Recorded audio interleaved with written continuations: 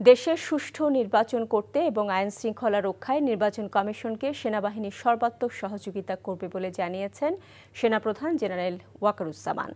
সেনানিবাসে আয়োজিত বীরত্বপূর্ণ কাজ এবং বাহিনীতে অসামান্য অবদানের জন্য ৬৪ সেনা সদস্যকে পদক এবং ৭৫ মুক্তিযোদ্ধা পরিবারকে সম্মাননা প্রদান অনুষ্ঠানে সেনাপ্রধান একথা বলেন।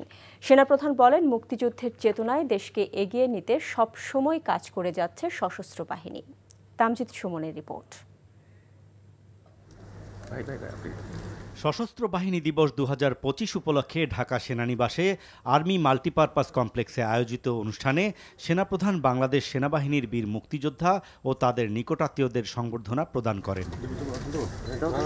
অনুষ্ঠানে ২০২৪-২৫ ও ২০২৫-২৬ অর্থবছরে বিভিন্ন অবদানের জন্য ৯ জনকে সেনাবাহিনী পদক, ১৭ জনকে অসামান্য সেবা পদক এবং ৩৮ সেনা সদস্যকে বিশিষ্ট সেবা পদক প্রদান করা হয়। বক্তব্যে সেনাপ্রধান বলেন, মুক্তিযোদ্ধাদের দেখানো পথ অনুযায়ী দেশের স্বার্থে ও দেশের মানুষের কল্যাণে কাজ করে যাবে সেনাবাহিনী।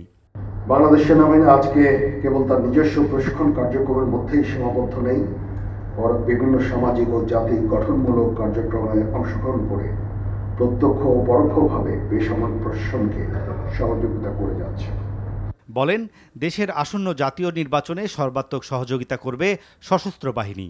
আমরা সামনে একটা নির্বাচনের দিকে যাচ্ছি, সেই নির্বাচনে আমরা যথাযথভাবে ইনশাআল্লাহ সরকারকে সর্বতভাবে সহযোগিতা করব, নির্বাচন কমিশনকে সহযোগিতা করব, যেন আমরা একটা সুন্দর একটা নির্বাচন পেতে পারি। অনুষ্ঠানে ৩ ক্যাটাগরিতে ৩ জনকে মরণোত্তর সেনাবাহিনী পদক সহ মোট ৬৪ সেনা সদস্যকে পদক দেয়া হয়। Tamjid Suman, NTV news, Dhaka.